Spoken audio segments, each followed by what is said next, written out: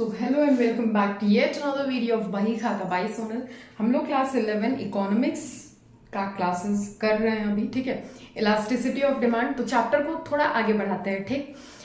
पहला दो क्लास तो एकदम नॉर्मल इंट्रोडक्शन क्लास था, ठीक है। तो मेन इलास्टिसिटी ऑफ डिमांड ना अभी शुरू होगा, ठीक है।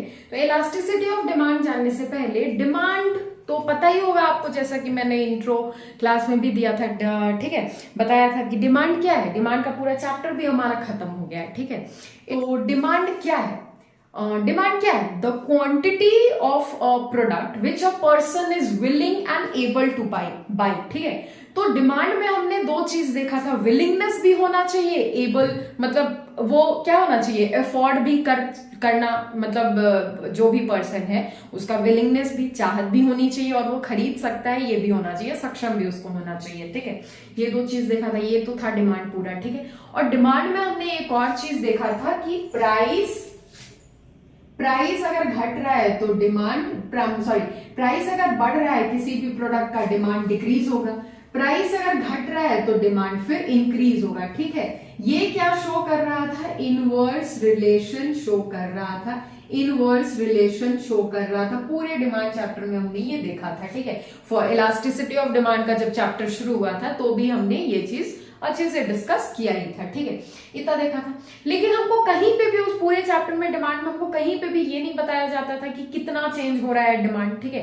प्राइस के कितना चेंज होने से कितना डिमांड घट रहा है, बढ़ रहा है, कुछ नहीं बताया गया था, ठीक है। केवल मतलब आप कह सकते हो केवल क्वालिटेटिव टर्म्स में बात हुआ था उस चैप्टर में, डिमांड चैप्टर में, ठीक है। क्वांटिटेटिव टर्म्स का भी तो बात करेंगे ना कि कितना चेंज हो रहा है, अगर चेंज हो रहा है, बढ़ रहा है, इंक्रीज हो रहा है, डिक्रीज हो रहा है, तो कितना, मतलब कितना, क्वेश्चन मार्क, जैसे हमने फर्स्ट क्लास में किया था, ठीक है। तो उस कितना का भी तो आंसर किसी को देना होगा, तो वही आंसर हमको देता है इलास्टिसिटी ऑफ डिमांड, जैसा कि ऑलरेडी आप लोगों को पता है, ठीक है। ये चीज तो पता ही है, ठीक है। तो इलास्टिसिटी ऑफ डिमांड का मतलब भी पता है, लेकिन इसको बहुत महान लोगों ने डिफाइन भी किया है, ठीक है। तो एक उन्हीं में से है, according to professor Marshall, it refers to percentage change in demand for a commodity with respect to percentage change in any of the factors affecting demand for that commodity. Any of the factors बोल रहा है, ठीक है। तो any of the factors, अब demand को affect करने वाले बहुत सारे फैक्टर्स होते हैं, ठीक है।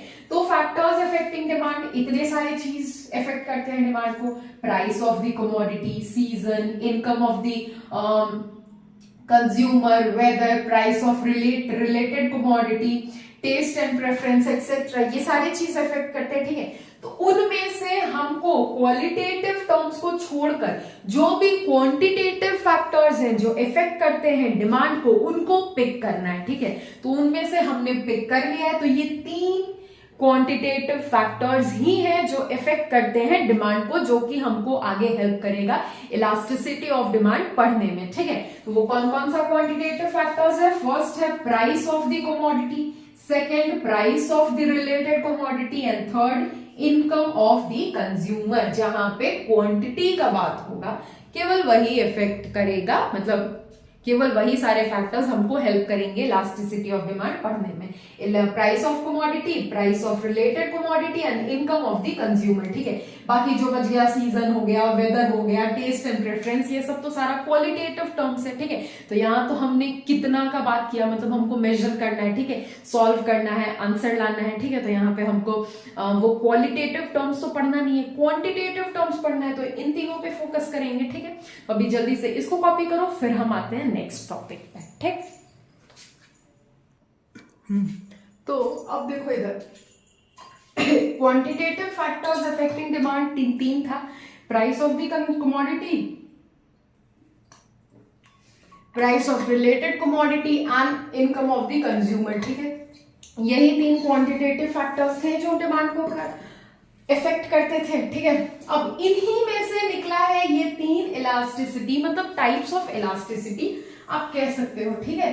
टाइप्स ऑफ इलास्टिसिटी, ये सब जो आज डिस्कस हो रहा है वो हमने पहले पिछले चैप्टर, मतलब पिछले वीडियो में डिस्कस कर लिया है पार्ट 1 में, ठीक है। एक तरह से इसको रिवीजन भी आप कह सकते हो, लेकिन अलग ढंग से, ठीक है। तो अभी आपको याद आ रहा होगा वो सब, ठीक। तो पहला है क्या? Price elasticity of demand, price elasticity of demand. Second income elasticity of demand, third cross elasticity of demand. अब प्राइस इलास्टिसिटी ऑफ डिमांड का तो हमने काफी क्वेश्चन भी सॉल्व कर लिया, किया है कि नहीं बताओ, किया है, ठीक है। हमको मेन फोकस करना है इसी में, यही पढ़ना है, ठीक है। नाउ नोट्स में देखो कुछ बातें हैं जो ध्यान देने लायक है, तो वो क्या है, इलास्टिसिटी हम कैलकुलेट तो कर रहे हैं इलास्टिसिटी ऑफ डिमांड, ठीक है, लेकिन ये ना इलास्टिसिटी जो है वो यूनिट फ्री मेजर है, ठीक है। मतलब इसको हम किसी यूनिट से सिग्निफाई या फिर नोट नहीं करते हैं, जैसे सेंटीमीटर हो गया, किलोग्राम हो गया, किलोमीटर हो गया, उससे हम नहीं मेजर करते हैं, ठीक है। तो ये एक यूनिट फ्री मेजर है, elasticity is a unit free measure. There is no unit like centimeter, meter, kilometer, kilogram, liter, milliliter, etc. ठीक है। एंड सेकेंड में आप इसको पॉइंट नंबर 1 लिख लो, इसको second, price elasticity ranges from 0 to infinite. अभी मैंने क्या बोला कि हमको पढ़ना main price elasticity of demand ही पढ़ना है, ठीक है। तो अब देखो price elasticity ranges from 0 to infinite बोल रहा है, 0 टू इन्फिनाइट, ठीक है। 0 टू इन्फिनाइट मतलब कोई अंत ही नहीं है, ठीक है। तो अब देखो इसके बाद हमको नेक्स्ट टॉपिक पढ़ना है ranges of price elasticity of demand, ठीक है, या फिर degrees of price elasticity of demand आप बोल सकते हो, ठीक है। नेक्स्ट टॉपिक हमको क्या पढ़ना है, degrees of price elasticity of demand, ये पढ़ना है हमारा नेक्स्ट टॉपिक, ठीक है। हम इस वीडियो में भी इसको कवर कर सकते थे, ठीक है, degree of price elasticity of demand, लेकिन हम चाहते हैं कि ये जितने भी डिग्रीज है ना, 5 types of degrees of price elasticity of demand, उसका एक सिंगल वीडियो ही बने, ठीक है। तो इसीलिए आज के वीडियो में नहीं रहेगा ये रहेगा आपके नेक्स्ट वीडियो में, ठीक है। आज हो गया, मतलब जब आपके पास ये वीडियो आएगा पार्ट 3 है ना, तो तब फ्राइडे होगा, ठीक है, नहीं सैटरडे, हाँ सैटरडे होगा, ठीक है।